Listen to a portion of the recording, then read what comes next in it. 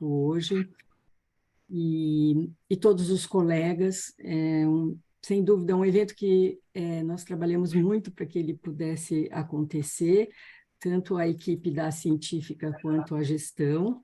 A gente teve apoio de muitas pessoas. Eu queria começar agradecendo a Adriana Pontelli, o pessoal da sede, a Ana, o próprio Daniel, que é o técnico da TI, e a tradutora, a Mariela, e a Maria José e a Rafaela, que estão à frente dessa organização, deste evento em particular. Então, ela vai apresentar os nossos convidados, mas eu queria dizer que como é importante para nós esse evento, porque ele já é parte da preparação para o Congresso, né, no ano que vem. E também de uma proposta que a Maria José vai colocar, que é do letramento, né, dentro da FEPAL. Então, hoje é um dia muito especial. Nós estamos inaugurando várias das atividades, né, e dos nossos pensamentos da científica e da gestão hoje. Então, é um dia muito especial de ter essas duas mesas, né?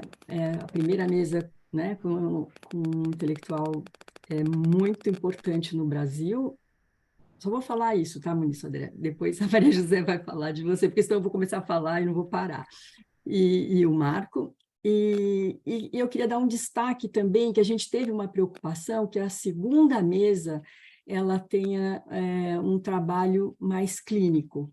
Então, eu acho que é uma preocupação, um cuidado, né, que a coordenação científica está tendo, de ter uma mesa que amplie, mas também tem uma mesa com analistas e que possa trabalhar, né? A gente vê esses analistas trabalhando, que é algo que está muito de acordo com a nossa visão também dentro da coordenação científica e da nossa gestão. Então, eu vou passar para a Maria José, que vai coordenar a mesa e que vai apresentar todos vocês. Eu desejo um bom evento e vamos trocando ao longo do dia. Obrigada. Bom dia a todos. Todos me escutam bem? Bom dia a todos, todas e todes. Eu sou a Maria José, sou membro afiliado do Instituto Durval Marcondes, da Sociedade Brasileira de Psicanálise, e sou também representante da diretoria da AMF, da Associação dos Membros Filiados.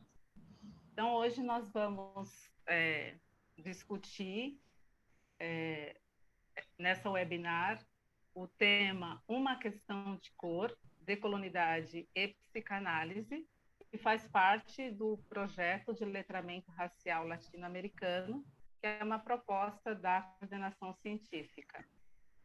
Uma questão de cor surgiu a partir de uma pergunta: qual a cor dos corpos que habitam os institutos e as sociedades da América Latina? A história colonial na América Latina, ela segue pulsante por suas marcas profundas e perpetuando a hierarquia racial e a discriminação. É a partir dessa fala inicial que nós vamos ouvir os nossos convidados.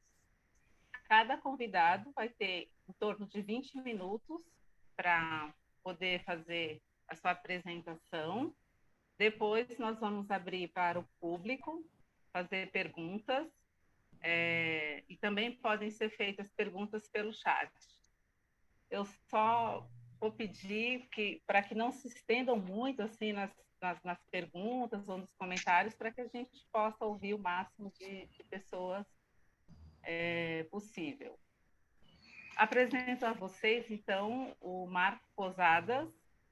O Marco é psicanalista, membro da Associação Psicanalítica Internacional, é assistente social clínico. Ele atualmente opera uma prática clínica em psicoterapia, psicanálise, supervisão clínica e consulta em Toronto, no Canadá. É membro da Associação Psicanalítica do Canadá e da Associação Psicanalítica do México. Ele é presidente inaugural do Comitê de Estudos de Gênero, Diversidade Sexual da IPA, onde desenvolveu um plano estratégico sexual e de gênero. O Marcos ele atuou, né, em vários eventos científicos na Europa, na América do Norte, na América Latina. Também é professor em vários institutos psicanalíticos da América Latina e da América do Norte, onde ele trabalha para integrar a diversidade cultural, de gênero e sexual e a prática antiopressiva na prática clínica.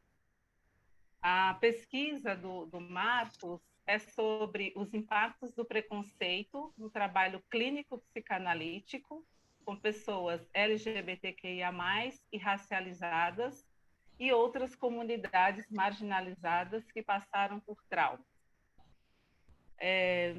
O Marcos ele tem um currículo bastante intenso, já foi premiado também por um trabalho com populações carentes e marginalizadas. Então, vamos ouvir o doutor Marcos Pousada. Depois eu faço a apresentação do professor Muniz Sodré, que vai também fazer a apresentação dele.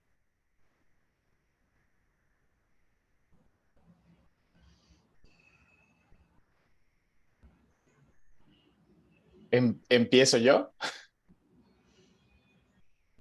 Sim. Acredito que sou eu que vou começar, na verdade? Sim. Olá, oi, bom dia. Prazer, obrigada pelo convite. Vou falar em portunhol e irei devagar para falar desses temas. E o foco, o centro do que eu estarei hoje falando aqui é sobre a psicanálise e a diversidade sexual e de gênero, de uma perspectiva que inclui conceitos de racismo, supremacia branca, racismo antinegro e racismo anti-indígena, principalmente.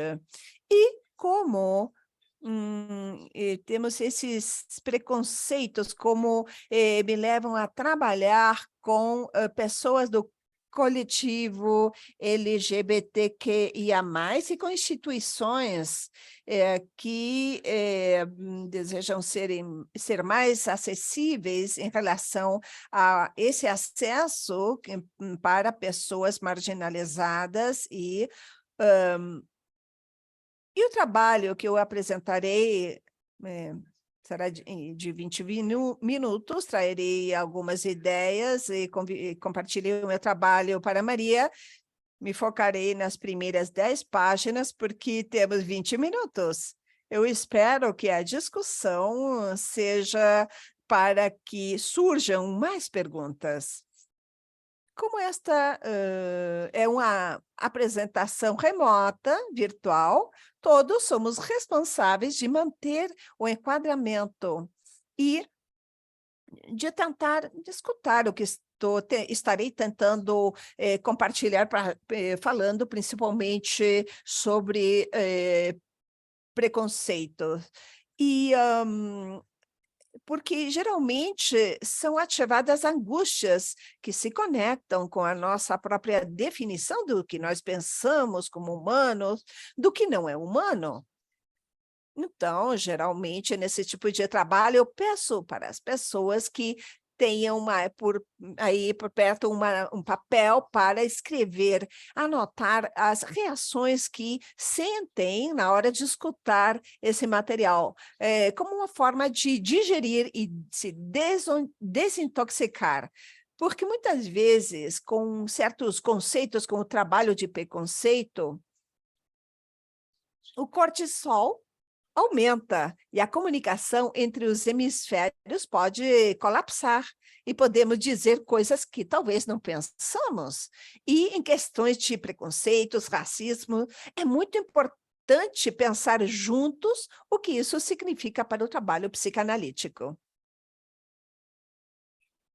Muito obrigada para Vânia Cidade, presidente da FECAL, pelo convite para falar do meu trabalho sobre homotransfobia e na clínica. Eu quero agradecer Maria José Tabares e Begane também, as coordenadoras, juntamente com a coordenação científica da FEPAL, e Paola Mandorea, que é chair do Comitê da ONU, que eu tive a oportunidade de trabalhar no Intercomitê de Racismo e Preconceito da AP, que gerou esse espaço para que o comitê que hoje temos na AP, de racismo e preconceito, que Feinstein está justamente encabeçando esse trabalho. Na apresentação falarei do racismo e a supremacia branca na psicanálise. Darei algumas recomendações teóricas e clínicas que podem ajudar a pensar esse tipo de preconceito, bem como outros, como, por exemplo, preconceito de gênero, homotransfobia e cisgenicismo. Na sua função, na participação consciente ou inconsciente, o enactment, o conceito de enactment, que é um conceito americano. Na América Latina, escutamos mais as repetições traumáticas, na Europa também, e essa repetição traumática pode danificar o paciente marginalizado por questões de raça, classe, sexualidade, entre outras, podendo gerar quebras ou rupturas na aliança terapêutica, ou, no caso de países onde a prática psicoterapêutica é regulada, pode haver queixas com o corpo docente ou colegiado que regulamenta essa profissão. Como introdução, quero falar sobre os estudos de preconceitos na psicanálise, e é mais útil para mim pensar em plural, conceito de John Rawls, de Elizabeth John Rawls, do seu livro Anatomia do Preconceito, em vez de utilizar o termo da psicologia evolutiva ou social como vieses cognitivos implícitos ou implicit biases, já que esse último, como que obscurece, digamos assim, de forma importante a relação significativa, adicionaria simbolizante que os preconceitos têm com o poder. Sendo o uso e abuso do poder econômico quanto de autoeficácia, e seus inconscientes são eixos cardinais de projetos de decolonização brancos presentes na clínica psicanalítica, indiadas e racializadas. São esses eixos de uso e abuso de poder para exploração de recursos naturais e de pessoas de cor, em favor de projetos colonizadores brancos e eurocêntricos que vão dar vida ao que eu proponho como falo branco. Se perceberam, na América do Norte, falamos de pessoas de cor em vez de pessoas não brancas. Isso com a intenção de centrar a subjetivização da pessoa de cor na identidade da pessoa de cor, em vez de centrar ou focar a identidade no branco, chamando de não branco. Isso vemos justamente quando trabalhamos para mover o nosso entendimento de uma ideia de gênero binário para uma ideia de expressão de gênero não binária. Também proponho chamar de gênero polimorfo ou expressões de gênero criativas para descentrarmos, não se focarmos no discurso do não binário no binário.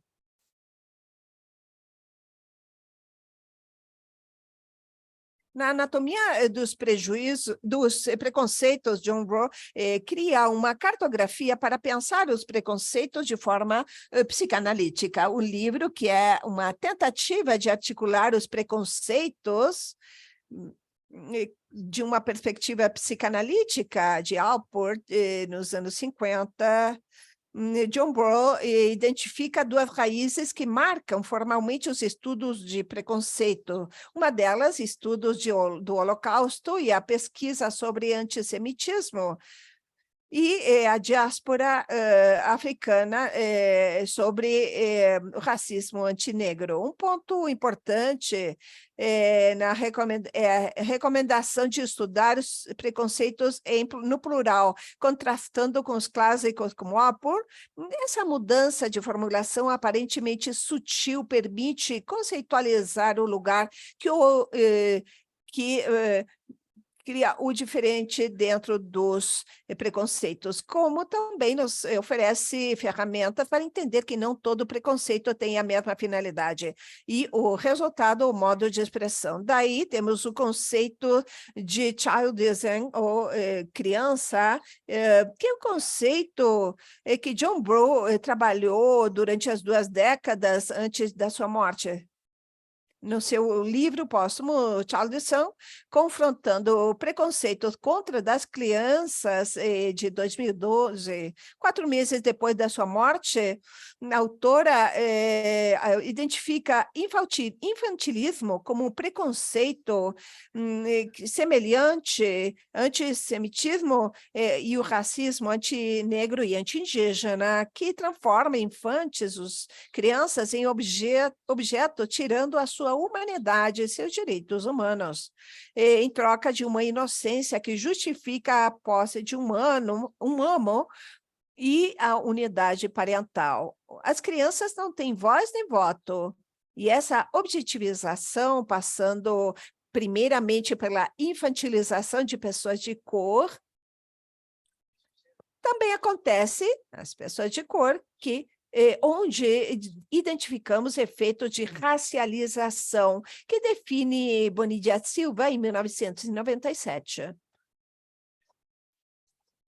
Psicanaliticamente falando, o impacto racializante descrito por Bonilla Silva e criado depois por Fields em 2012, no conceito de feitiço racial, ou racecraft, é um derivado inconsciente do falo branco, no qual é criado o conceito de raça como um simbolizante amo que servirá de parte-águas entre o que está bem e o que não está bem, o que é branco e o que é preto. Fields discute os pontos cegos no nosso entendimento de dinâmicas racistas como um efeito importante de centrar o discurso racial no sujeito branco como ponto de partida. O fato de utilizar o branco como base para construir as nossas ideias para entender o racismo, de fato, concretiza o branco que até o momento é invisível, e esse é um efeito que nós podemos ver do que depois falarei ou definirei como falo branco. Isto é, a partir daqui, isto é legítimo ou não é legítimo? O texto. Aí? Perfeito, isso. Obrigada. Desculpa te interromper. Não, não é problema. Muito obrigada. Tudo bem. Obrigada. Então, o ponto de vista psicanalítico,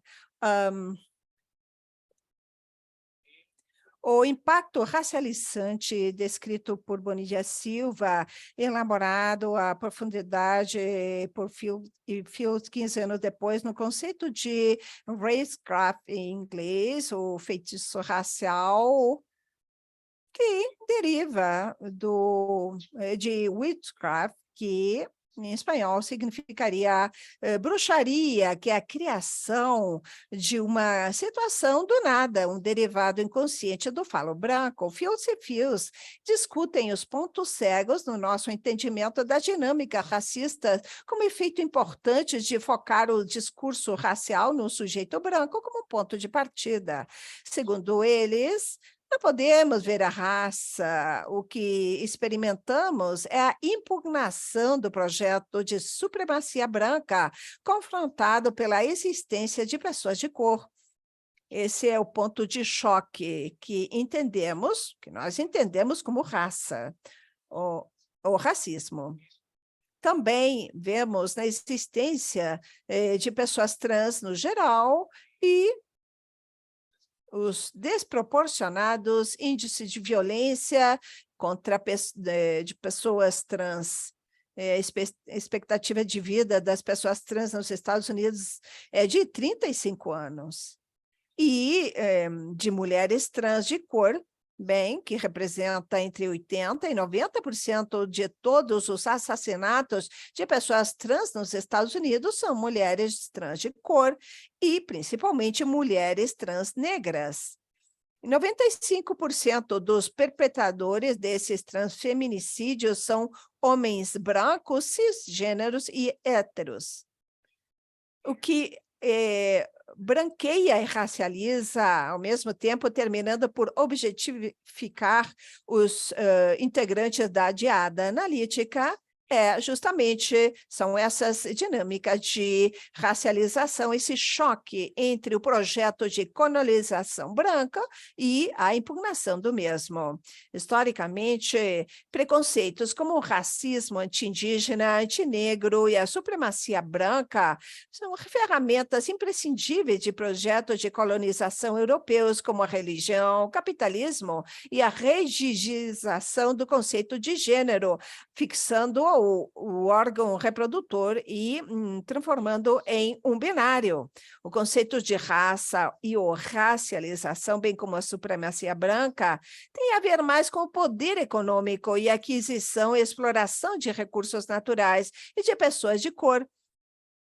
E tem menos a ver concretamente com a pigmentação da pele e as diferenças factuais entre categorias raciais, isto é, diferenças genéticas. Há mais diferenças genéticas entre pessoas que se prescrevem como da mesma raça que entre raças diferentes. A partir da morte de George Floyd nos Estados Unidos em 2017,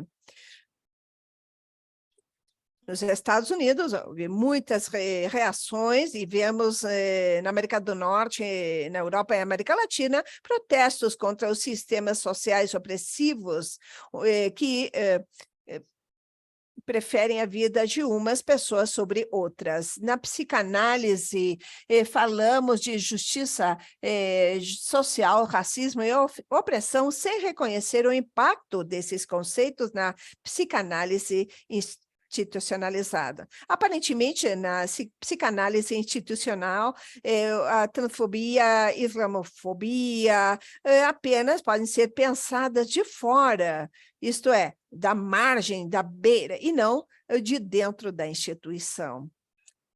Amplamente tem-se falado da necessidade de uma miscigenação na psicanálise, de incluir no olhar psicanalítico os avanços acadêmicos de outras torres fora da olhar psicanalítico. E a minha experiência de 25 anos trabalhando com esses temas é justamente pela dificuldade de falar desses temas que são esquecidos ou não se fala.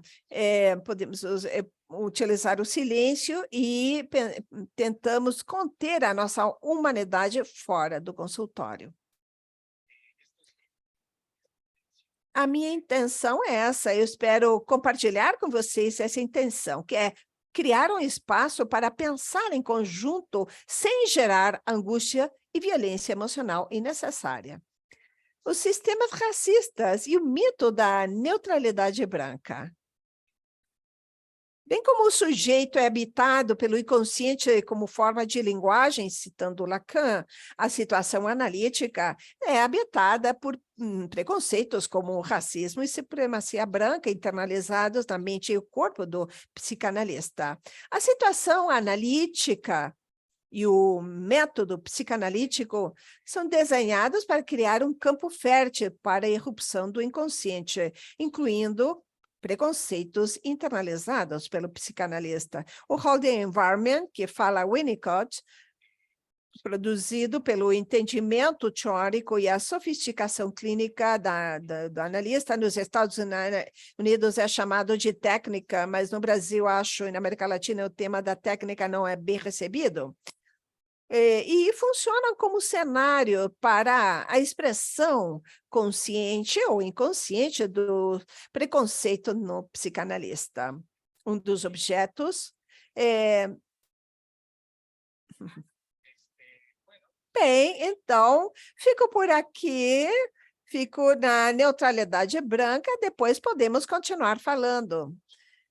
Objetivos principais da prática psicanalítica antiopressiva com pessoas racializadas e marginalizadas pela sua identidade é facilitar o processo associativo do paciente através da redução de intervenções do analista mobilizadas pelos seus preconceitos. Ou seja, prevenir ou prever que o analista colapse o espaço analítico e interrompa o processo terapêutico, ocasionando uma ruptura na aliança terapêutica. É difícil negar que esse tipo de movimento na escuta analítica está alinhado com as contribuições de Winnicott e outros teóricos que reconhecem o paciente como uma pessoa. Alguns desses temas que depois poderemos falar ou discutir em outros trabalhos são a neutralidade branca, que eu proponho depois o que seria a neutralidade psicanalítica ou antiopressiva, o falo branco, que são exemplos para a supremacia branca, a brutalidade policial, a infalibilidade do Papa, o privilégio masculino e a cultura de violação, entre outros exemplos. E uma questão importante, além do manejo da contra-transferência para prevenir enactments e rupturas na aliança terapêutica e tratamentos, é a regra de abstinência, entendida contemporaneamente. E, antigamente, se falava de não gratificar o paciente. Agora, entendemos a regra de abstinência como um momento em que a voz do analista não é necessária no setting analítico. Quando temos que fechar a boca e escutar, e entender o que está acontecendo, mas do que dizer alguma questão para organizar ou diminuir a angústia do analista. Bem, eu vou ficar por aqui, porque já não tenho mais minutos. Agradeço muito a vocês pela sua atenção. Peço desculpas pelos problemas técnicos e a velocidade. Obrigada. Obrigada. Obrigada, Marco. Muito obrigada pela sua apresentação. Agora eu vou apresentar o professor Muniz Sodré.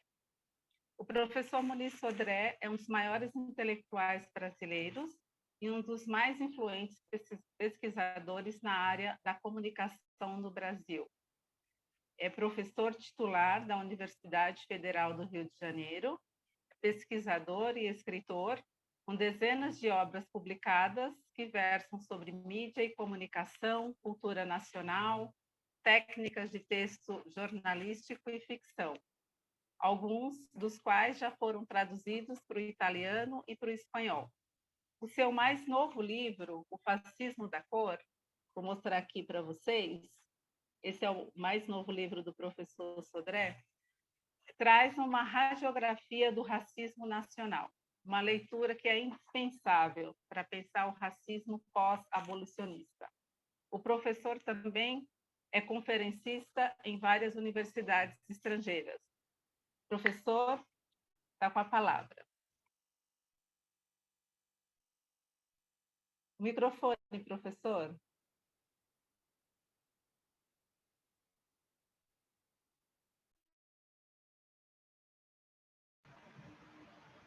Ouvindo agora? Sim, agora sim. Bom dia, muito obrigado à instituição pelo convite. Eu tenho 20 minutos, vou aproveitar esses 20 minutos para fazer a exposição. Os pontos levantados pelo Dr. Marcos, muito interessante, ele mesmo daria uma longa discussão, eu não vou me estender sobre ele, só queria lembrar ele que, quando ele fala de falo, é preciso não esquecer que o falo e o patriarcado são as duas figuras do mesmo espelho aqui no Ocidente. É preciso sempre lembrar que esse falo e esse homem branco, que às vezes são dados como naturais, o homem branco é uma ficção. O branco é uma ficção de potência em terra conquistada. É uma ficção de potência do colonizador em território conquistado. É preciso sempre ligar esse falo à constituição histórica do patriarcado e da colonização. Mas eu diria que a nossa questão de hoje aqui poderia ser resumida assim: a permanência hegemônica do pensamento colonial nas elites latino-americanas estaria, de algum modo, digamos, sendo abalada pelas mudanças que já são perceptíveis na consciência coletiva do racismo como um problema prático e filosófico de primeiro plano. Que mudanças são essas? Será que essa consciência está sendo abalada? Eu gostaria de contar, eu sou um homem também de terreiro da hierarquia, me orgulho muito de dizer isso, do candomblé na Bahia. Eu sou abade de Xangô do Axé Pofonjá. Eu gosto sempre de contar histórias. E vou contar uma pequena história inicial para colocar a minha questão. É uma história da tradição árabe, que não é estranha à tradição baiana, principalmente dos malês. É uma história sobre mudança e permanência. Então, um mensageiro foi enviado em missão urgente para uma cidade distante. Ele selou o cavalo e partiu a todo galope. Depois de ver passar por várias hospedarias, o cavalo pensou assim: olha, nós já não estamos parando para comer nas estrebarias. Isso significa que eu não sou mais tratado como um cavalo, e sou tratado agora como um ser humano, já que não me deram comida. Então, ele disse: igual a todos os homens, eu acho que eu vou comer na cidade grande.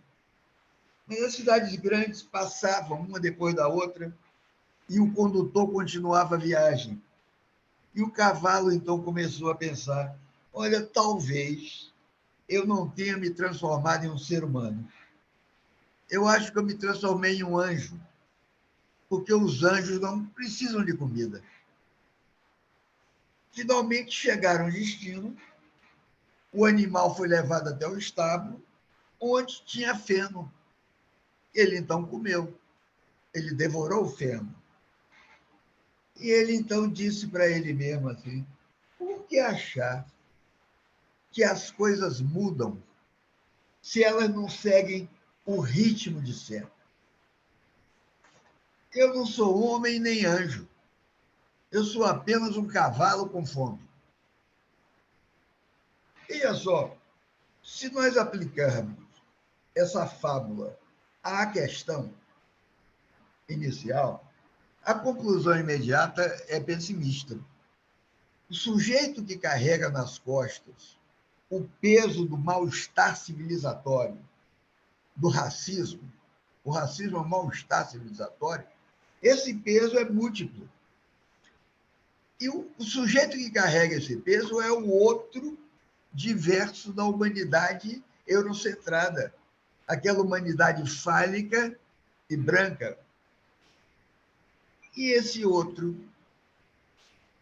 que suporta o peso do racismo, para mim permanece longe de qualquer aporte que as ciências sociais possam trazer a essas questões multisseculares, essas questões aflitivas que persistem na sociedade contemporânea, como é o caso do racismo.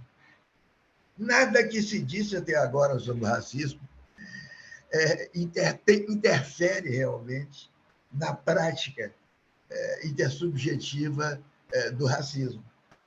Então, por quê? Porque, primeiro, a intransigência conceitual. A intransigência conceitual eu considero uma raiz subterrânea da decadência do pensamento crítico. Essa raiz conceitual é infrutífera, seja ela filosófica, sociológica, antropológica ou psicológica. Então, fica difícil abandonar essa impressão de que a terra firme, conceitual, das epistemes hegemônicas, se não for a ilha de um náufrago, pode ser aquela outra ilha voadora chamada Laputa, que Gulliver descreve em suas viagens. Nas viagens de Gulliver, ele descreve uma ilha que voava, que ele deu o nome de Laputa. É um nome que significa isso mesmo, bem dito em espanhol. Quando você separa a primeira sílaba do resto, Laputa significa exatamente La puta, em alemão, de Hure, a prostituta, que Lutero, falando da razão, disse: a razão, essa puta, der Vernunft, diz Hure. É uma frase de Lutero. O que é que Gulliver queria ironizar com isso? Queria ironizar os sábios da ilha que voavam na aplicação dos conhecimentos científicos. Os conhecimentos científicos eram bons, tanto que a ilha voava. Mas eles também voavam na aplicação daqueles conhecimentos em outras coisas. Eu quero crer, que o obstáculo compreensivo para o racismo seja dessa ordem. É um mal-estar à beira do inominável, um mal-estar racionalizado ao extremo por palavras, por teorias, mas resiliente na prática dos relacionamentos humanos. Há um poema de Borges, Jorge Luis Borges, o grande Borges argentino, que alerta para isso. É um poema de Borges que ele fala o assombro, ele diz, de que, apesar de sermos as gotas do rio de Heráclito, perdure em nós alguma coisa imóvel, alguma coisa que não encontrou o que procurava. É um poema de Borges chamado Fim do Ano. O racismo é, para mim, essa forma de imobilidade do pior.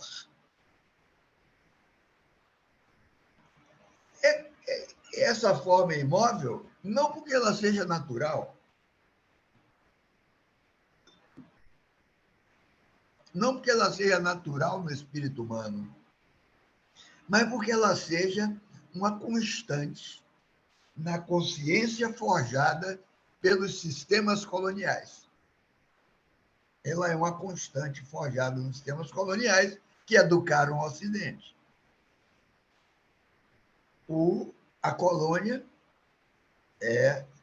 foi um lugar de educação do Ocidente e foi um domínio também de natureza libidinal no corpo humano racializado.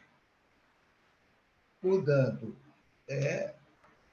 eu diria assim que essa racialização, só para não dar tempo a discutir isso, é uma técnica de gestão heterossexual do corpo subalterno. Então, apesar do esclarecimento científico, apesar do avanço tecnológico, esse inconcebível que é o racismo e que é uma impostura cognitiva, a raça, o racismo é uma impostura cognitiva, uma impostura que está escondida entre o plano da racionalidade e o plano da sensibilidade, e por isso resiste à prova científica da falsificação. Esse inominável, esse inconcebível, persiste como um universal infame, sob a plena vigência de uma modernidade liberal do mercado, uma modernidade da mídia, porque a modernidade do mercado e da mídia é indiferente à qualidade de seus conteúdos. Ela se preocupa apenas com a eficácia desses conteúdos, com a velocidade deles. é sobre esse universal infame, particularizado no Brasil, que eu tenho trabalhado e tenho publicado. Pois bem, eu diria que a psicanálise brasileira sempre bordejou essa questão. Sempre. Amigos meus, psicanalistas mortos e vivos, bordejaram essa questão. Realmente não deram maiores aportes. Eu conheço, aliás, seria deselegante dizer, livros sobre o transe do que ocorre nas comunidades litúrgicas, o transe recebendo orixá, tratado como histeria, em livros recentes, Rodrigo, que é vergonhoso, é totalmente incompetente. E de grande psicanalista carioca. Então, a questão agora é inevitável, porque a questão está colocada no topo dos embates identitários. Essa é uma questão de primeiro plano. É uma questão de primeiro plano. E o que me atrai, particularmente na psicanálise, e me atrai muito, eu que me analisei durante quase 20 anos, o que me atrai é que se trata de um tipo de saber em que todas as respostas às perguntas me parecem hipotéticas. Qualquer resposta que se dê uma pergunta em psicanálise, a resposta é uma hipótese. Mas hipótese não exatamente como antecipação de fatos que depois vão ser comprovados, mas hipótese, prestem bem, hipótese no sentido aristotélico, no sentido que Aristóteles dá a hipótese de afirmação de uma coisa da qual você pode deduzir certas consequências. Olha, só essa observação torna ridícula a afirmação de um livro aí que circulou de uma senhora que faz divulgação de ciência, Pasternak, alguma coisa, dizendo que a psicanálise é uma bobagem. Porque não é ciência. Não é ciência. Não é ciência. Talvez seja mais importante que a maioria das ciências do campo social, sem ser ciência. É hipotética. Você tem consequência a partir das hipóteses. E essa grandeza de Freud, e até de Jung, eu quero dizer que a psicanálise é um saber que não é propriamente explicativo, mas é um saber compreensivo. Isso, para mim, é importante. Eu estou me aproximando quase do fim, mas eu quero deixar isso claro. Porque, veja só, em latim, explicare, de onde vem explicação, quer dizer propriamente desdobrar. Explicare é dobrar, né? Explicare é dobrar de dentro para fora. Tenta desdobrar. Estender. Você desdobra a partir de uma certa estrutura e você amplia o texto por desdobramento lógico, que é a explicação. Para quê? Para desvelar o sentido, para desvelar o entendimento do pai e do outro. É uma operação de desdobramento. Quando se entende a dificuldade desse desdobramento, nada parece realmente muito difícil. Aquelas coisas lacanianas, que, aliás, eu gosto muito, me parecem muito fáceis de entender. Eu, aliás, ouvi aula de Lacan em Paris, nunca achei muito difícil. Difícil era ele, pessoalmente. Implicar, ao contrário, é dobrar de fora para dentro. Portanto, implicar é envolver o interlocutor de modo a levar a participar da produção de sentido. Foi isso que o expositor Barco estava tentando aí no início, pedindo atenção para poder implicar as pessoas, justamente. O conhecimento psicanalítico é implicativo. Então, quando predomina a dimensão explicativa, existe naturalmente a implicação do outro, mas é basicamente no nível das operações racionais do entendimento. Quando predomina a dimensão implicativa, não se permanece no mero entendimento cerebral, mas se entra numa forma ativa de compreensão. E compreensão implica uma atuação subjetiva concreta, implica uma prática por parte do leitor, por parte do outro.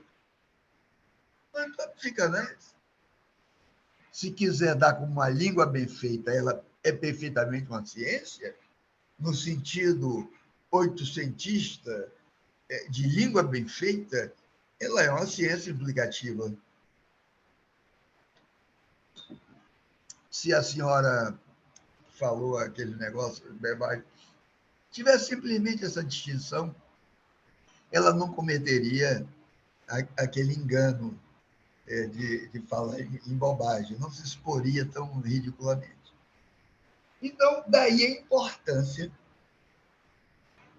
da desconstrução no espaço público, na escola, dos discursos que ainda hoje veiculam estereótipos negativos relativos ao negro, relativos ao continente de origem. Eu só dou um exemplo aqui. É um exemplo de um articulista, um grande especialista brasileiro em educação, um artigo dele na revista Veja. Ele diz assim, olha, faz um século, não éramos quase nada. Um país formado de índios na Idade da Pedra, africanos na Idade do Bronze, e colonizado pela nação mais atrasada da Europa Ocidental.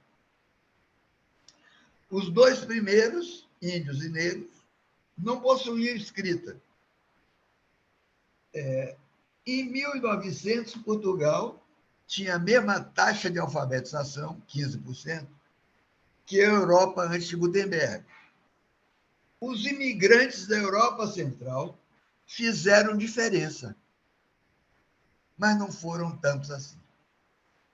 Por que esses imigrantes da Europa Central fizeram diferença? Porque eram louros e tinham olhos azuis.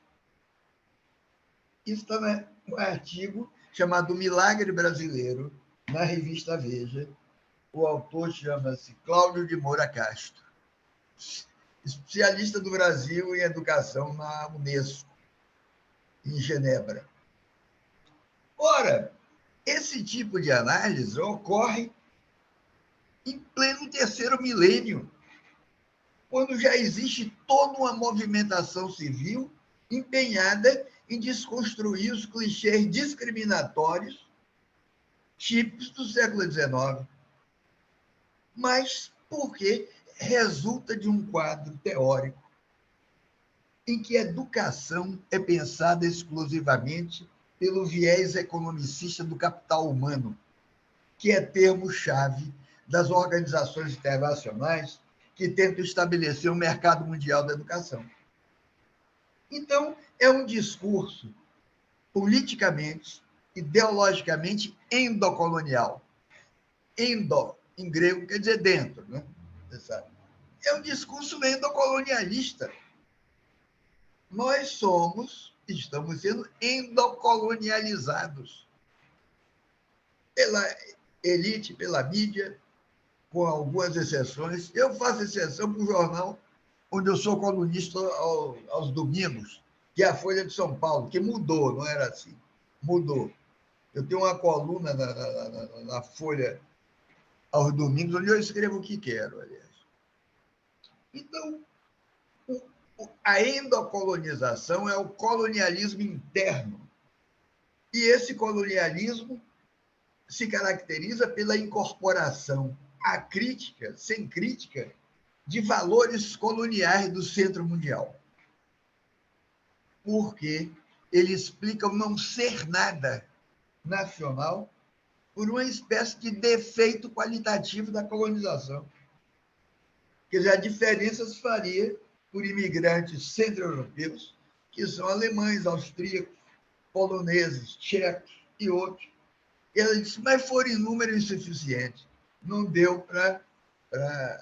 É, inclusive, um analfabetismo, eu tenho que dizer, histórico. histórico, porque se soubesse que quando a Guarda Nacional estava sufocando rebelião no Rio Grande do Sul, houve uma revolta dessa guarda alemã aqui no Rio de Janeiro, que tomaram a cidade do Rio de Janeiro durante 2 dias. Ninguém conta isso no livro de história. Está tudo lá na Biblioteca Nacional, onde eu fui presidente. Quem salvou a cidade foram os capoeiristas e os estudantes negros que derrotaram em 2 batalhas ali na Praia Vermelha essa raça, esses supostos guerreiros superiores. Foram varridos do Rio de Janeiro na navalha.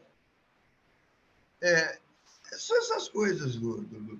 Então, eu já acho que já esgotei meus 20 minutos. Não, eu teria muita coisa a dizer, mas eu gostaria só de recomendar 2 livros. Eu gostaria muito de recomendar um livro aos psicanalistas, que se chama Caminhos e Fronteiras, de Sérgio Buarque de Holanda. Não é o livro de Sérgio Buarque de Holanda sobre que fala da cordialidade brasileira, não. Brasil, eu não gosto desse livro de Sérgio Buarque. Caminhos e Fronteiras é o livro mais importante de Sérgio Buarque de Holanda, que ele mostra como os índios caingangue civilizaram São Paulo. E quem está dizendo não sou eu, preto baiano. Não, quem está dizendo é Sérgio Buarque, intelectual da elite paulista. São Paulo foi civilizada em termos de costume, de medicina, pelos índios caingangues. Está nesse livro, vale a pena ler Caminhos e Fronteiras. E quanto ao preconceito, ao prejuízo que falou o professor antes, eu tenho lido sobre isso e eu gostaria de recomendar particularmente a vocês, porque eu acho o livro mais importante que eu já li na minha vida sobre preconceito. Não é muito grande esse livro. É um livro de Wittgenstein, o último livro que ele escreveu antes de morrer. Esse livro é de 1952, ele morreu em 51 a 50. Que a gente considera esse livro, eu acho que não tem em português. Em alemão, para quem lê alemão, chama-se Über die Gewissenheit, sobre a certeza. Em francês, Sur la certitude. É o melhor texto que eu conheço sobre preconceito, porque ele mostra quão natural é ter preconceito. E como depois, só assumindo isso, você pode combater o preconceito negativo. É uma recomendação assim, didática que eu faço depois da minha fala. É de Wittgenstein. Vale a pena. Eu dei um curso sobre esse livro para estrangeiros e que também não conheciam, foi muito bom. Exatamente sobre esse livro, sobre a certeza. Então, olha, muito obrigado. Eu espero que eu não tenha falado rápido demais, nem tenha sido veemente demais. Mas esse é o jeito de negro da Bahia. Obrigado. Obrigada, professor. Muito obrigado. O professor Muniz Sodré traz muitas provocações para os psicanalistas e para a psicanálise latino-americana, né? O Marco Posada também traz a percepção dele. E agora a gente abre para perguntas. Acho que tem algumas perguntas no chat. José vai ler as perguntas.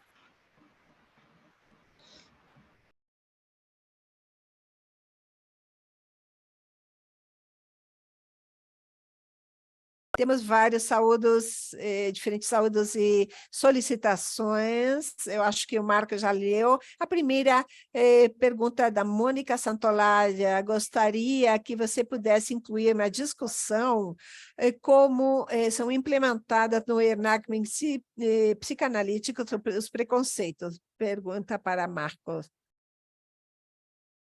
Obrigada. Obrigado, Mônica, pela sua pergunta.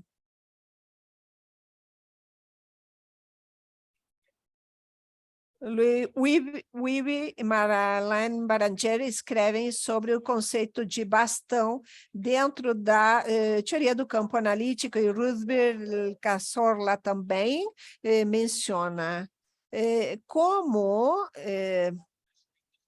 aspectos da mente são tomados para retomar experiências traumáticas. E esse conceito é útil para entender como se participa em enactments racistas e de gênero, segundo Baranger e Cazorla, os bastiões nos levam de forma inconsciente ou preconsciente a participar em atuações dentro do setting analítico. Nas palavras de Fernanda Magalhães, quando fala do complexo de Edipo, sem pensar, o Edipo nos pensará. E se não pensarmos nos preconceitos, os preconceitos irão se expressar da forma mais importante dentro da situação analítica, que é um enactment. O que é um enactment? O enactment, bem, são atualizações no aqui e no agora de elementos e histórias de ambos os participantes da diada analítica, que é o paciente e o analista,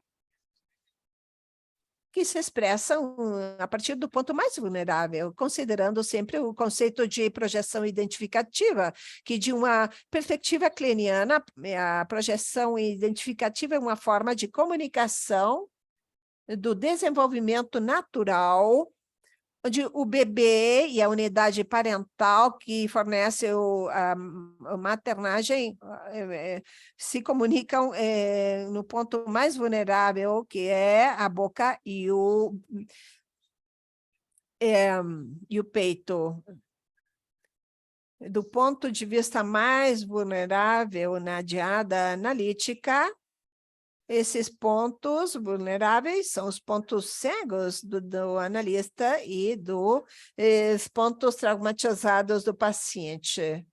É através de não poder pensar e desacelerar, que é o que eu proponho no início da minha apresentação, perceber a nossa reação perante o conteúdo. Isso poderá nos ajudar a ter mais opções do que iniciar com uma posição ou postura superiórica que define o que está bem ou errado e lastima o paciente. Um exemplo seria o meu trabalho com pessoas de cor, numa sessão. Uma das minhas pacientes falava de uma situação de risco muito difícil, onde o seu bem-estar físico foi colocado em risco por uma ex-parceira. Bem, sem reconhecer a relação que tem as pessoas de cor com a polícia e como nos Estados Unidos e na América do Norte, a polícia se desenvolve a partir do que era a revista de pessoas de cor.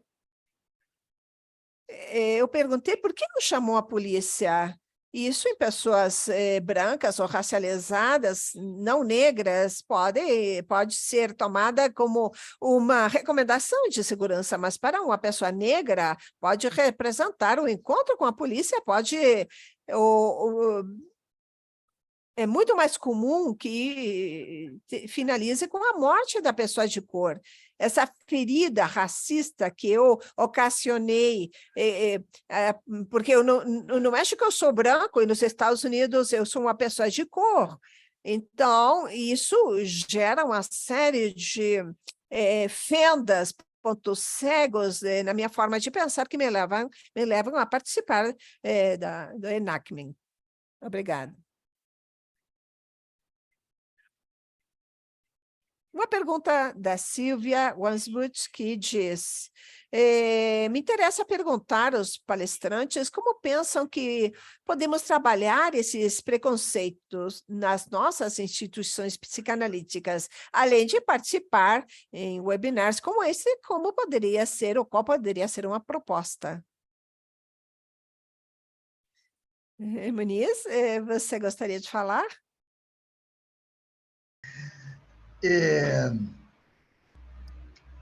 Bom, eu não tenho clínica, não sou clínico e não poderia me arvorar a fazer uma proposta clínica, mas eu posso ter uma sugestão. Nós sabemos que há limites, que há fronteiras entre educação e clínica, entre educação e psicanálise. A clínica não é pedagógica, não é escolar. Então, talvez nós tenhamos que revisar, às vezes, o próprio conceito de limite e alguma coisa que, no terreiro de Candomblé e nos cultos na filosofia Nagô, nós pensamos os limiares, que não é a mesma coisa que limite. O limiar é uma separação trans. Há uma transiência na separação do limiar.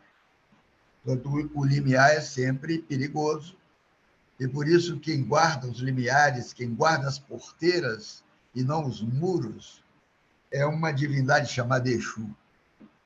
É um Exu de porteira. Há um limiar, portanto, entre a clínica e a educação, eu diria, e a aprendizagem, que talvez a clínica possa incorporar, que é a questão da aprendizagem. No caso do preconceito, a formação, a originariedade do preconceito, de algum modo, pode se inscrever na clínica e ser, digamos, interpretada, levada a interpretar pelo próprio analisando.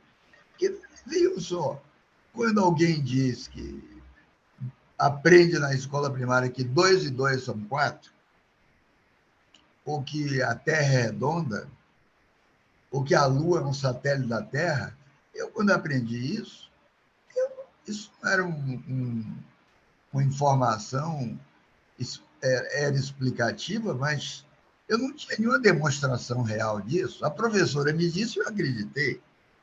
Eu aprendi tabuada aritmética, tomando bolo na mão, na minha escola em Feira de Santana. Se eu não soubesse quanto era x vezes x, ou depois não dissesse a raiz quadrada de tanto, quando estava em raiz quadrada, o meu colega me dava um bolo na mão. Era assim meu aprendizado em Feira de Santana. Eu só queria o resultado, eu não questionava nada. Isso é um preconceito. Saber que 2 e 2 são 4 e aceitar é um preconceito, não é conceito. Então, os conceitos se formam por aprendizagem. Gente que acredita em Deus, que Deus existe, é porque a mãe diz, o pai diz, a igreja diz, se ele é católico, ele fez a primeira comunhão. Da mesma forma, se ele acredita que o negro ou o africano, por ser preto, é um ser inferior, porque ele ouviu. Ouviu da mãe, do pai, da escola, dos vizinhos, dos amigos. Portanto, a aprendizagem está na originariedade da formação do preconceito. Conhecer esses mecanismos de aprendizagem, como o preconceito se instala e se faz, e como é que esse preconceito pode ser formador e depois como ele pode ser negativo, eu acho que isso pode ser inscrito na clínica.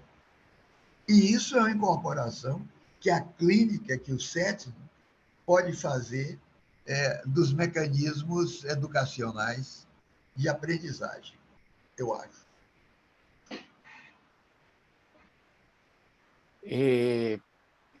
Si puedo. Posso responder à pergunta de como podemos trabalhar os preconceitos institucionais? Bem, com muitas dificuldades. dentro do ambiente psicanalítico com muitas dificuldades. E como estão sendo feitos agora? O básico realmente são publicações, escrever a respeito, ver quem são as pessoas que estão nos lugares de poder e quem tem a voz e toma decisões. Porque, pensando no board da IPA, é característico, parecem ou não, são semelhantes ou não, representam ou não a diversidade com a qual trabalhamos no consultório ou não. Bem, e José Blecher fala das instituições que atraem ou contêm ou têm todas as transferências psicóticas. Com Foucault, Lacan, podemos pensar as instituições como sistemas perversos ou psicopatas que temos de enfrentar para podermos nos servir da instituição. Não é como fazer para trabalhar o preconceito na instituição, mas como para trabalhar nas instituições, porque não apenas o racismo e a homotransfobia são problemas institucionais, particularmente das instituições psicanalíticas, mas também podemos ver que o assédio sexual, o abuso de poder e questões que beiram o ilegal ou criminal, a corrupção, são representadas em todas as instituições. Acredito que é uma pergunta que se abre a como trabalhamos o institucional. Em relação a preconceitos, é ter relações simbólicas significativas com pessoas que representantes e forma diferentes das minhas, e é através desse vínculo significativo que irá me permitir ter uma experiência significativa que me leve a mudar o que eu penso. Acredito que o primeiro passo seja reconhecer o fechado, o rígido, que é o pensamento institucional psicanalítico, e não digo isso como uma frase aplicável a todas as instituições, mas como uma frase aplicável para a dinâmica institucional, onde para ter uma instituição você precisa de limites sólidos, que podem ficar mais rígidos pelos efeitos do falo branco, isso é, por efeitos semelhantes ao que provoca o uso e o abuso do poder. Acredito que ter mais vozes na mesa e maior diversidade na forma de pensar pode ajudar a que possamos soltar a forma de entender o institucional. Eu gostaria de acrescentar a sua fala. Talvez a grande questão para a instituição psicanalítica hoje, Lacan, por exemplo, não toca em raça. Claro, não é uma questão lacaniana, como não é da filosofia francesa, com exceção de Sartre. Mas eu acho que na instituição psicanalítica hoje, a grande questão seria responder, ou talvez organizar realmente um seminário em torno disso, que lugar a raça ocupa na ordem do sexo. Então, eu acho que seria uma leitura, até uma releitura transformadora, enriquecedora da obra de Freud. Inserir a raça na ordem dos sexos. Responder a que lugar a raça ocupa aí. Eu acho que é uma questão institucional, eu concordo.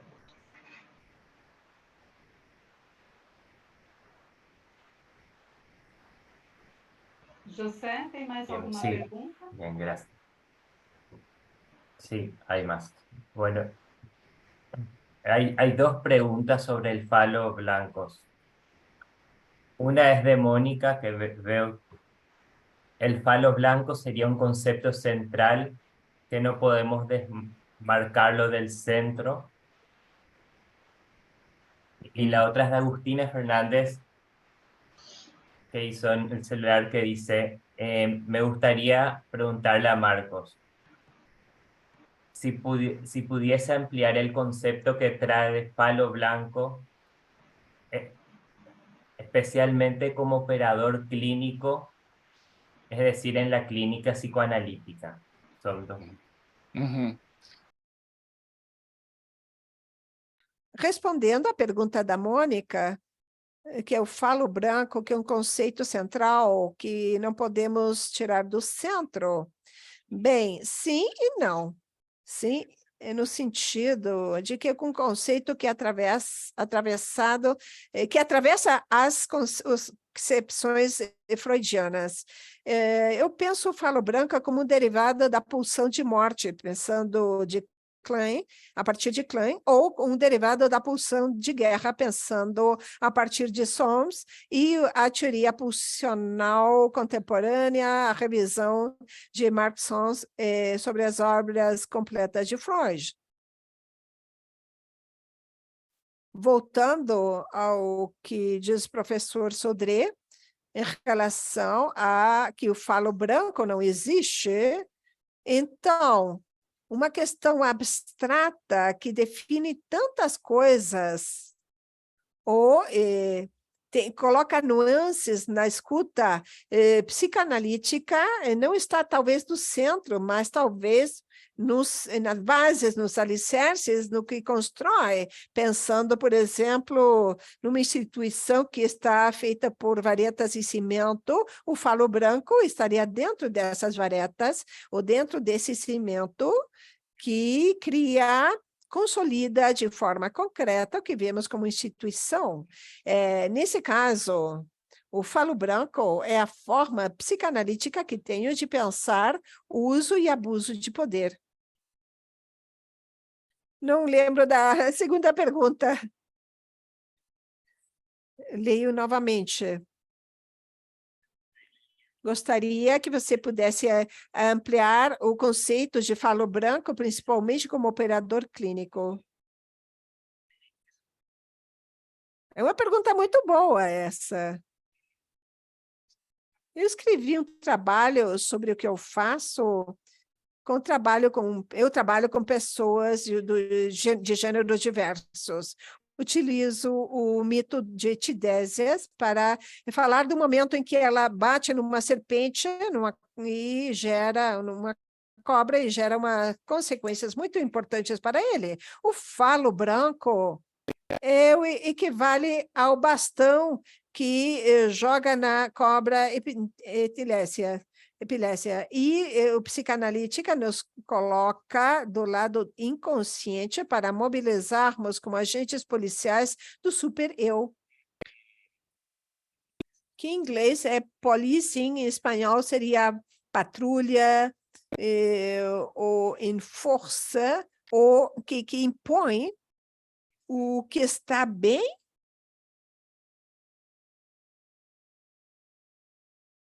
alienando o diferente e posicionando em relação ao que está errado. O falo branco seria o que faz que a mulher, a partir do conceito de vista freudiano, seja o continente negro inexplorável.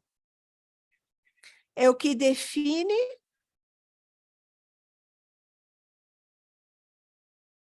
um participante da diada analítica como um outro, mas não um outro no sentido humano de uma pessoa a mais, mas um outro como alguém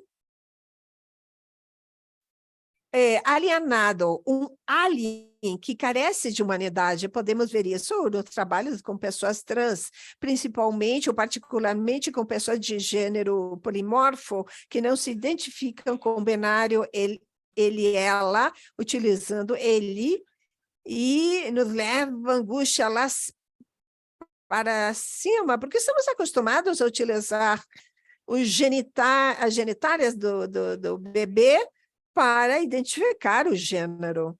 E aí colocamos o que é humano, isto é, o primeiro que perguntamos a alguém quando está grávida, que será o quê? Criança, menina, menino, o que vai ser? E se ficar por fora do binário, talvez não é humano, então, assassinando de forma psíquica ou cosificando a pessoa, o paciente do sujeito com o qual trabalhamos, nos levam um desequilíbrio que gera ou intensifica a nossa experiência na contratransferência. Se não temos uma forma de desintoxicar e conter a contratransferência, nos leva a participar de forma inconsciente ou consciente em enactments, onde lastimamos o paciente com as crenças que temos do que deveria ser. O falo branco, por exemplo, seria o bastão com o qual o policial do superior impõe a ordem através da violência.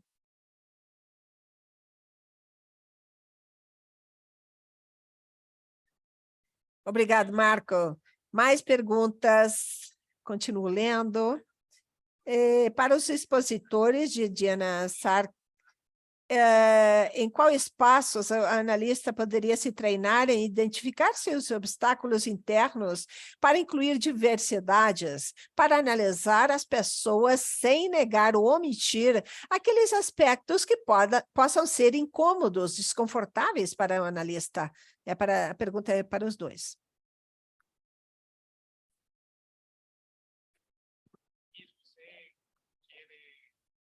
Muniz, gostaria de responder primeiro? Bem. Eu acho que essa questão que diz respeito à formação psicanalítica se trata de um encontro com instituições diversas. Então, uma instituição psicanalítica, encontrando uma instituição alternativa em termos de vida, em termos de existência, em termos de pensamento, eu acho que esse incômodo aí é gerador.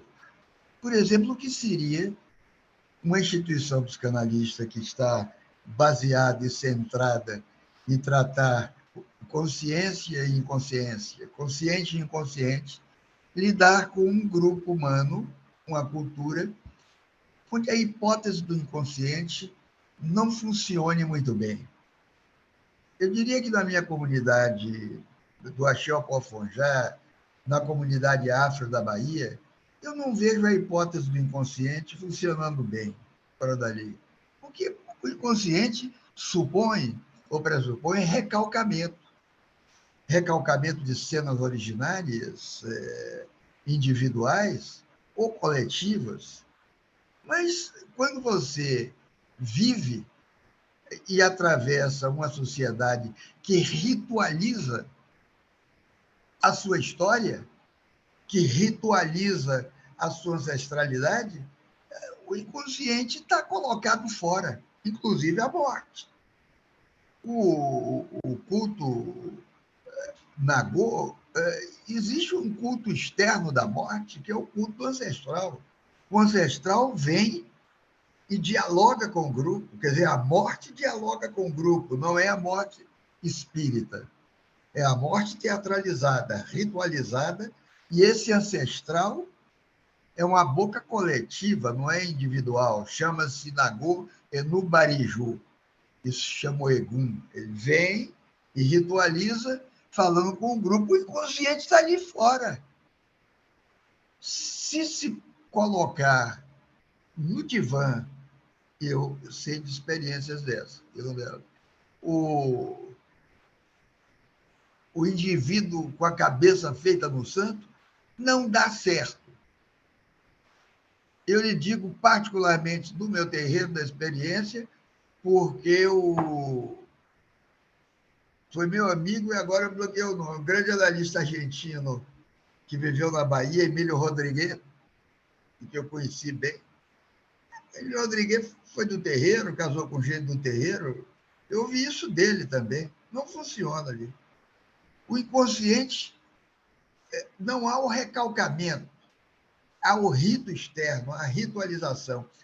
Eu acho que isso é um aprendizado. Esse contato causaria um certo incômodo rico e enriquecedor para a instituição psicanalítica. Visitar não mais a ágora grega, os gregos, de onde Freud tirou o complexo de Édipo, que foi uma boa retirada, mas visitar outra ágora, a Ágora brasileira, que é a comunidade litúrgica afro. É isso aí.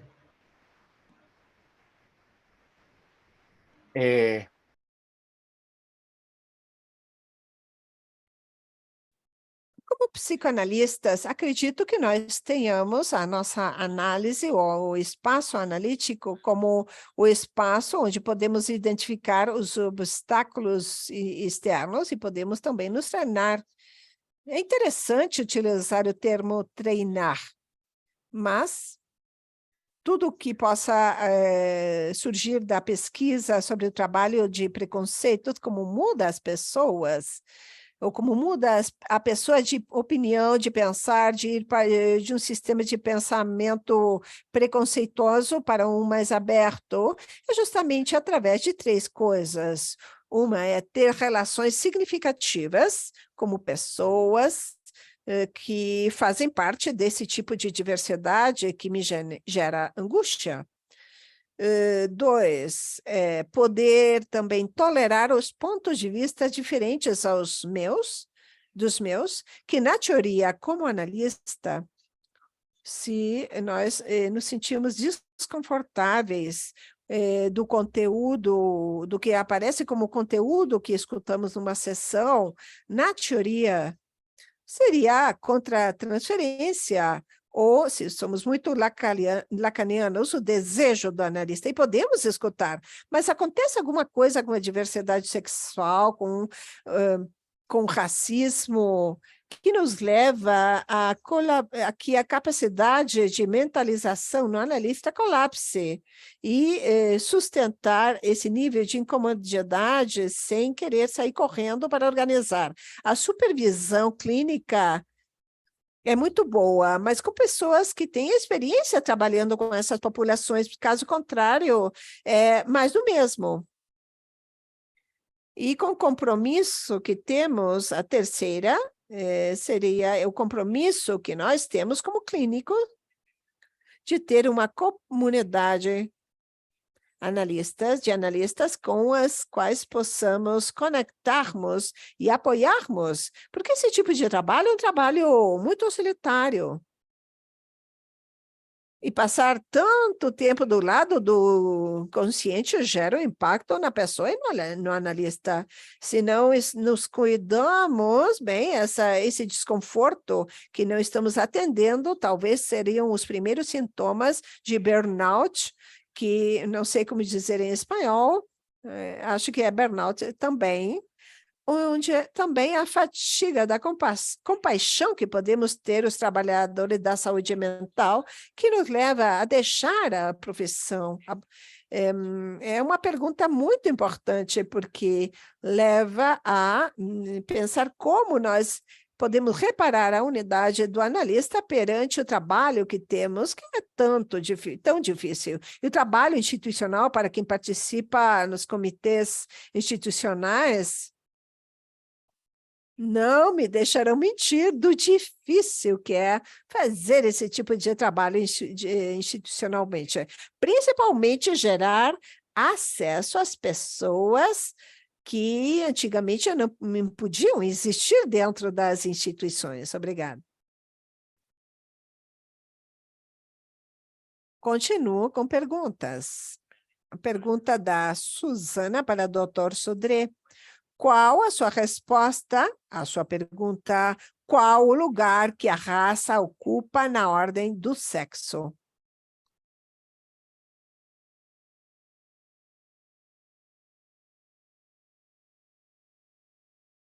A pergunta é para o doutor, sim, claro, repito. Qual seria a sua resposta à sua própria pergunta? Qual é o lugar que a raça ocupa na ordem do sexo? Primeiro, no espaço colonial clássico, eu diria que a raça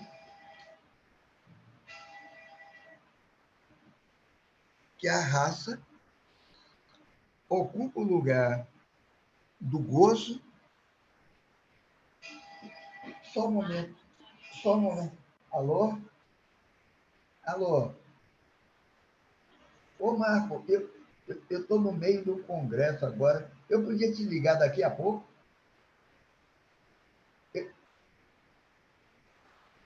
Eu vou ligar. Eu vou ligar. Obrigado. Obrigado.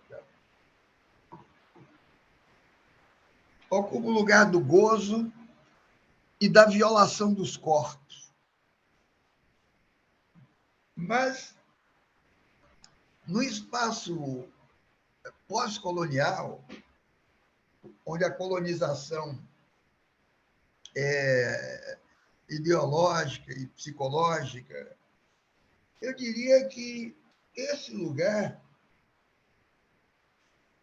é ocupado pelo poder orgástico. Um poder orgástico que funciona como técnica de gestão, e uma gestão patriarcal e heterossexual também, com a técnica de gestão dos corpos subalternos. Porque o colonizador, talvez seja uma hipótese excessivamente psicanalítica, mas colonizou e coloniza também para gozar. Quando o Gilberto Freire, nos livros dele, fala do branco, do grande patriarca da fazenda, que preferia a negra, a mulata, ao invés da esposa branca, porque a negra e a mulata teria mais atrativos de corpo. Isso é falso. Isso é totalmente falso. Não existe nenhuma superioridade genital ou fálica da mulher negra sobre a mulher branca, nem da mulher branca sobre a mulher negra. Isso é totalmente falso. Tira a repressão em cima do corpo da mulher branca. Assim. Era impedida, talvez, no gozo. E essa repressão não existia em cima da negra. É o que o colonizador efetivamente vieram para gozar, como os exploradores iniciais do Brasil vinham também para gozar com as Índias, vinham para o gozo com as Índias. E não é só aqui no Brasil. Os colonizadores europeus que chegam ao Japão no século XVII, por exemplo, holandeses, não é que tenham colonizado o Japão, mas chegam com a cabeça de colonizadores, tem livros populares que revelam a satisfação dele sexual, isso dito em palavras, por terem encontrado as mulheres japonesas que eles não tinham na Europa, mas simplesmente pelo banho, pelo cheiro. A mulher japonesa, como o japonês, se banha todos os dias. Na Europa, no século XVII, só se banhava 3 vezes ao ano, 2 vezes ao ano. Você tira de narrativas populares, de sonhos, de frases, de entremeios, esse colonizar para gozar. Portanto, eu diria que esse lugar, esse poder orgástico e essa valorização excessiva do encontro genital, essa intensidade da relação sexual em cima da genitalidade, ela é fálica, ela é patriarcal e é fálica. O sexo não é só isso. A sexualidade não é só isso.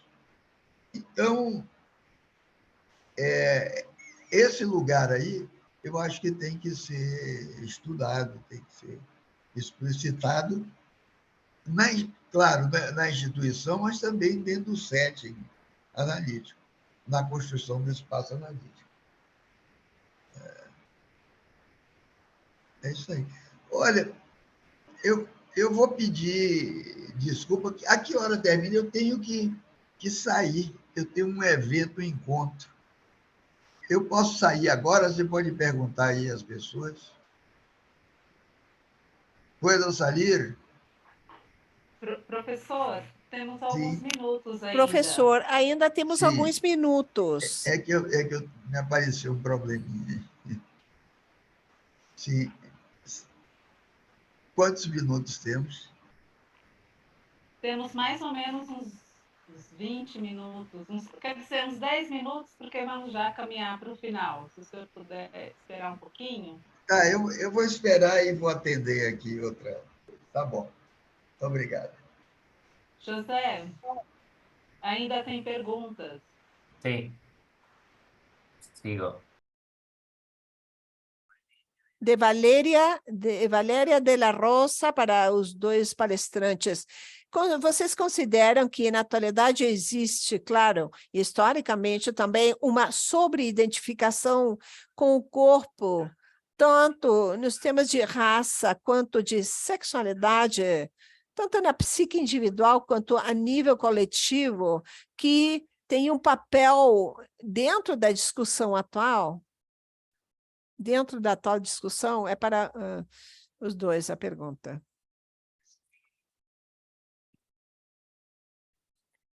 Do que fala a sobreidentificação é de um tipo de relação de forma defensiva com o corpo. As defesas são os nossos amigos, são as nossas amigas, estão por aí por alguma questão.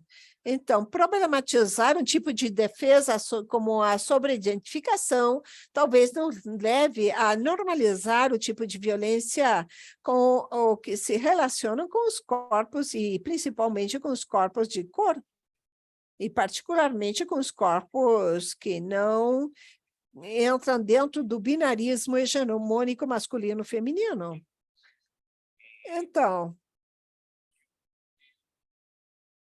não vejo mais sobre identificação do que eu vejo sobre a expressão de violência para corpos de cor, corpos negros, corpos diferentes, que vão além dos ideais de beleza, ideais de existência eurocêntricos.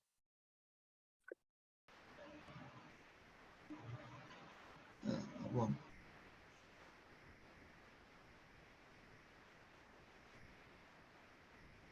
Pode Eunice, falar, ¿querés professor. decir algo? Gostaria de comentar alguma questão, problema, doutor? para mim, sempre é saber o que é que se quer dizer quando se diz cor. Se diz cor. Essa sobreidentificação pode ser apenas física, sobre o corpo físico. Isso aí é um pouco, às vezes, exagerado. Eu sou cultor da língua árabe.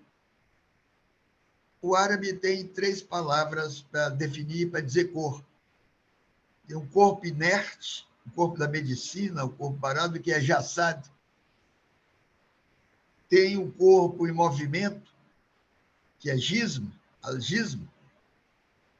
E tem o corpo, um terceiro corpo, que se chama em árabe al-da'at. Al-da'at. Al-da'at eu traduziria como o quanto a si do corpo. O corpo enquanto lógica própria. O Ocidente chamaria isso de espírito, de alma. Freud se refere, às vezes, em alma, Seele, em alemão. Algumas vezes, não é tão frequente o invisível do corpo, esse al-da'at. Eu acho que a luta, o movimento negro, deve persistir não com essa sobreidentificação em cima do corpo inerte, que implica cor. Então, o racialismo, o colorismo, isso para mim não tem importância maior. Mas em cima do corpo em movimento, sim, o corpo em movimento para mim é muito importante, portanto, isso implica a movimentação no espaço do corpo do homem subalterno, mas basicamente muito importante a movimentação nesse da'at, no quanto a si do corpo. Isso implica revisitar uma outra forma intensiva de vida que está dentro da tradição afro nas Américas, não é só no Brasil. E que está crescendo, não é antiquado. É muito forte em Nova York hoje, é forte no Uruguai, é forte no Rio Grande do Sul, é forte no Brasil.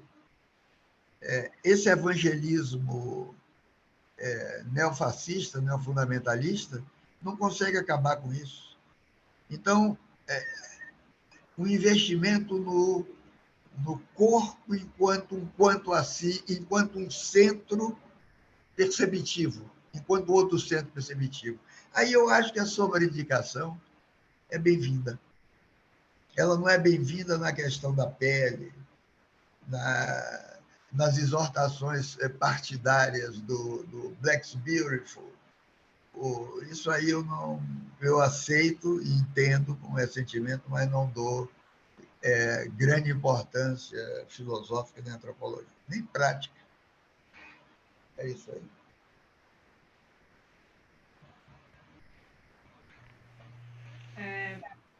Bom, obrigada, professor Marco. Vamos encaminhando aqui para o final. Eu gostaria de lembrar que nós temos mais a segunda mesa, que começa a partir das 14 horas. Nós vamos ter um intervalo das 13 às 14, hora aqui do Brasil. E também lembrar que essa webinar tem o objetivo também de dar continuidade a essas discussões com um ciclo de encontros que a gente vai promover durante um ano, até chegar o Congresso da FEPAL em 2024. Então, a gente vai ter uma vez por mês um convidado para falar sobre essa questão na última quarta-feira do mês. Então, a ideia do letramento racial é que essa discussão ela continue, que ela não pare aqui nessa webinar, e que ao chegar no Congresso da FEPAL em 2024, nós tenhamos aí produzido trabalhos e discussões, e que isso também seja uma parte importante no Congresso da FEPAL em 2024. Eu gostaria também de ler um comentário aqui que foi colocado do D'Amico. Ele fez um comentário que no livro Crítica da Razão Negra, de 2019, do Mambembe, o Mambembe alertava para o fato de que o escravagismo e o colonialismo terão revelado também a dimensão patriarcal, fálica, orgástica, da ordem da tumescência, da penetração, de um regime de gozo virtualmente infinito dos corpos racializados pela dominação genital do colonizador. É o que o historiador chama de virilismo, através do qual o homem branco tem reprimido em seu continente de origem, libera sem culpa e descarrega sobre o corpo racializado, o nativo, toda sua volúpia antes contida. A colônia terá sido o laboratório para uma experimentação concreta da relação entre poder e sexo e da inscrição do poder dominador sobre o corpo racializado, erotizado e subjugado. Mais um comentário aqui também, que a Tereza Rocha, ela lembrou que disse que é importante lembrar que a sexualidade não se restringe à genitalidade, mas que a envolve. Alguém gostaria de fazer mais algum comentário, alguma outra questão? Vânia, quer falar, Vânia?